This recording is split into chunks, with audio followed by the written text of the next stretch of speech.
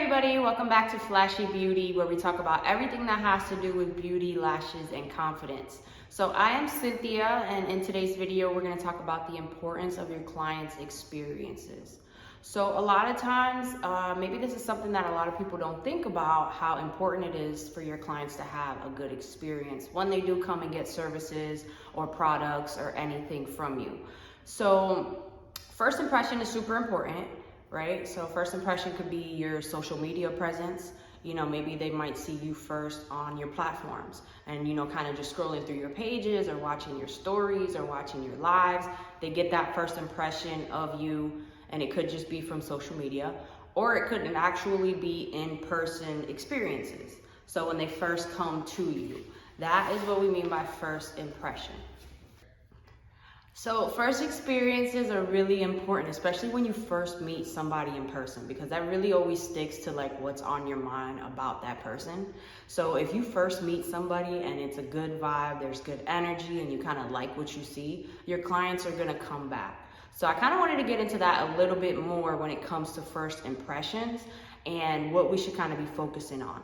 So I know a lot of people are home-based when it comes to being lash techs, especially in the beginning. And then a lot of people are salon-based if you're experienced or maybe just jumped right into a spot for, your lash business or whatever the case is. But a lot of times when it comes to being home-based, because I was home-based and I know the feeling of people like walking through your house and how uncomfortable that can be. But I feel as though when you're home-based, a lot of times you kind of doubt yourself and just feel like you're not up to the standards of a salon. So when it comes to feeling that way, it's kind of like how you look at it. So if you look at it like, okay, I'm going to please my clients, I'm going to give them these good experiences, I really want you to kind of think that you're still on the same bracket as a salon, but it's iffy when it comes to being home-based. So we'll get into the home-based and salon aspect of things, but first I want you guys to know that the one thing that really helps me with building my clientele experiences are the 5 senses. So I focus on the 5 senses. And when I mean the 5 senses, I'm just saying like what they hear, what they see, and then taste and smell. So when it comes to what they see, it's obviously going to be when they first walk in or even on your social media platforms. But now I'm talking about in person. So when they first walk in, what do they see? So if you're a home-based lash tech and you have clients coming into your house, or walking through your house. Some of you have like private entrances. A lot of people don't have private entrances. So when people are walking through your house, what are they gonna see? Like, you don't want your house a mess. You don't want your whole family in the living room. And it's so uncomfortable for a client to have to walk through your whole house already. So you wanna make sure that what they see is appeasing to the eye. So make sure that everything is clean, Make sure that if you're living in, let's say Wisconsin like me, it snows in the winter, so you need to make sure that you're throwing salt down so your clients are not slipping everywhere and, kind of just looking at the safety part of things like that. But definitely make sure that what they see is going to be like a decent, like really good site for them. And when it comes to being salon-based, I think that also salons could work on this too, just because doesn't mean, you're super clean or you're giving off the right vibe just because you're salon based. So making sure that when your clients are walking in, your salon is clean, things are picked up, it looks the way that you want them to remember this experience as. So feel is another sense, but like how they feel when they come, not just like energy wise and not just like the aura of your, the person that you are. Feel meaning their comfort, right? So I do lash extensions, a lot of us do, and you want to make sure that you're providing the most comfort for them, like how they feel when they're getting these services. So this goes towards home-based and salon-based. And I know a lot of people do work on massage beds. I did for a long time too. But I had clients come over and there was like no cushion. They're really, really thin and uncomfortable. And these are, 1.5 to 3 hour services. You don't want your client laying there that uncomfortable. So for a long time, I kind of thought about it like I just know they're not comfortable. I did lose clients because of it. And after a while, I ended up educating myself a little bit more on how I can make my lash bed more comfortable.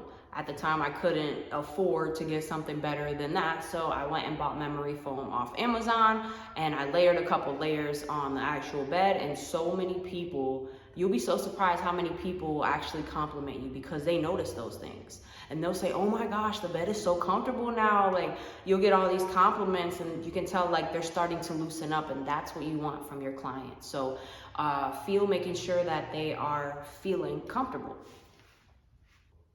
I actually bought a recliner chair instead of doing it on my lash bed anymore. And it took me a couple of years before I was able to afford this recliner chair. And so I ended up investing in it, and one of my clients that had really bad back problems, even with the cushion and even with the foam, I ended up getting the recliner, and I just knew that like she was gonna be so excited about it. So she's been on my recliner lately. She loves it. Like, it's super comfortable, super plush. So if you can afford a recliner, I would highly recommend do that. But if not, just making your lash bed comfortable. I do see a lot of lash techs permanently lash on lash beds. They never really do go to recliners. So it's really about what you prefer for your own business, but just making sure that you're going that extra little step goes a long way.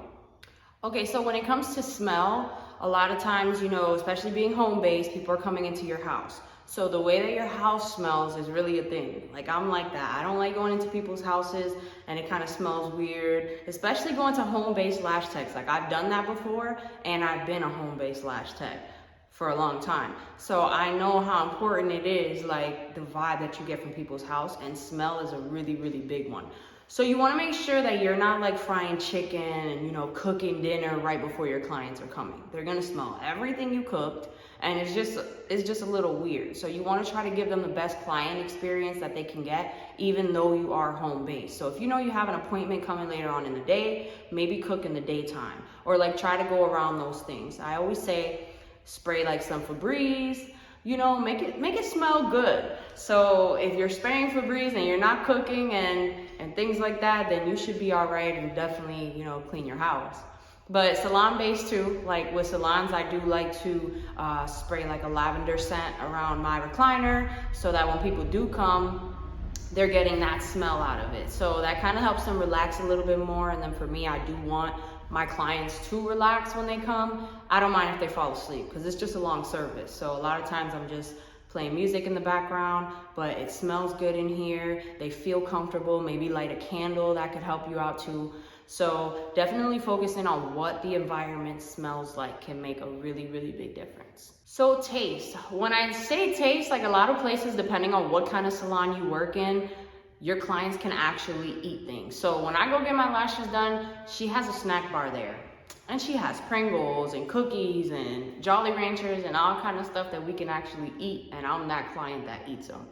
So a snack bar is highly recommended, or like a snack area for your clients, whether you do hair, nails, lashes, whatever the case is. For me, I like to keep mints and Jolly Ranchers, because they can kind of like suck on those while they get their appointments and their lashes done. But I don't want things like chips and like chewy candies, because then the whole time they're doing all this, and that kind of messes up the tape. So I need their faces still. And so things that they can kind of chew on, or things that they won't chew on and can kind of suck on, are the best options for me, but at least they have something. So if you're salon based, definitely investing in like some type of snack bar, or, you know, your clients can have chips and, you know, drinks and all this stuff, because they're actually sitting up. Nails are a little different. You know, I don't know if you want your clients really eating while they get their nails done, but even offering it for them to take on the way out. So that's what I do at my appointments. Like, on the way out, you can take a snack with you. And like I said, I'm that person that takes a snack home. So that goes a long way. People really like to know that, okay, I didn't stop to get a drink. Like, I'm running behind and I'm a little hungry, but she's gonna have snacks, or she's gonna have something. That's a really big bonus. Lastly, when it comes to the 5 senses, we're gonna touch on hearing, like what your clients hear when they come to their appointments. And that's really, really big. So if we're talking about being home-based, you know, you don't want, and this is kind of hard to avoid, because if you have kids and you have babies and they're running around the house and just making all this noise, you can't really stop them, but do what you can. You know, if you can't really stop them, then your clients kind of have to get used to that and kind of get to know you and those would be more personable relationships, I would assume. But if you can control these kind of environments, definitely do that. Like, you don't want people just screaming in the living room and, you know, things like that when you're trying to perform a kind of service that requires people to relax, like doing lashes. So if you can focus on that and kind of work on that environment when it comes to what they hear, that's really, really good. And even when it comes to being salon based, like a lot of times you go get your lashes done at a salon, and if it's not a private lash tech, you're gonna have other lash techs around. And I've been to a lot of salons where, you know, they do really good work, but the people that work with the artist that I'm getting my lashes done with, they're just gossiping about all their clients and, you know, complaining about how much they can't stand what they do. And that kind of energy is just not really what I like to hear. So I'm just trying to come, relax, get my lashes done, you know, chill. We can talk about things, but just when you start talking about other people, and you got to watch out for that, because obviously your client's going to feel like, well, wow, what are they going to say about me when I leave? You know, so just being really sensitive to like what's being talked about, what the environment is, who's saying what about people, even if it's not technically you. So it's really a plus when you have a private like lash tech that can kind of just do their own work in their own space. So that's why suites and things like that are really in high demand in the lash industry, rather than an open room, because in an open room everybody has to share a conversation pretty much. So just be careful as to like what's being talked about, you know, just the environment as of like what's being heard. But also, when we talk about hearing, we could even get into the topic of like, what are you playing in the background?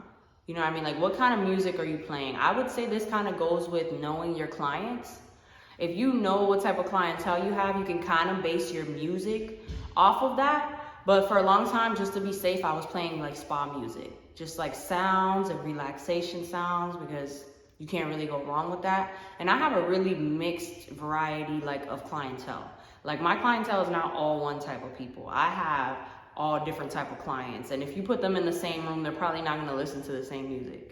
So I've started realizing that like podcasts are really good. I have Amazon Prime, so I can just put on whatever podcast and we can kind of talk about that, laugh about that. If you have a TV and you kind of just want to put the news on, or, you know, something in the background to kind of avoid offending anybody with your music or making people feel uncomfortable with what's playing of your choice, like music wise, then that's another option that you can go with. But just make sure that they're comfortable with music. So just be careful as to like what you're picking, because that's one of the things that people are focusing on when they come, especially when you have new clients.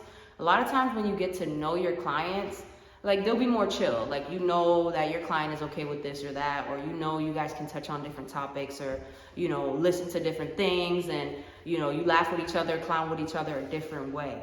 So just make sure that you're starting to feel your clients out before you just get a little too comfortable.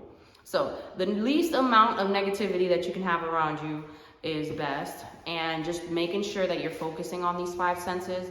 And like I said, if you're not in a salon, you're home based or whatever the case is, maybe you can't touch on all 5 for whatever reason, but just focusing on them, keeping them in the front of your mind will definitely help you for the long run when you are in position to be able to set these things up for your clients.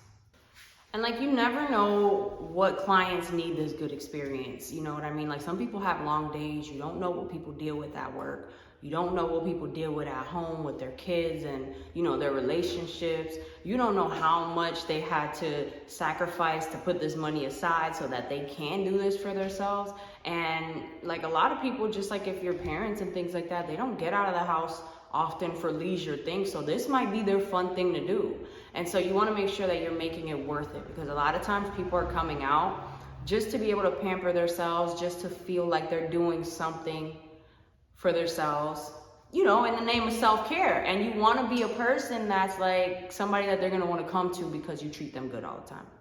So definitely focusing on like not just thinking about yourself. If you're having a long day and your client's coming, or maybe, you know, you just don't really want to do lashes today or whatever the case is, you could be making somebody else's day. We're service providers, so we definitely have to be working on customer service, and providing the best experience for your clients is, I think, number 1.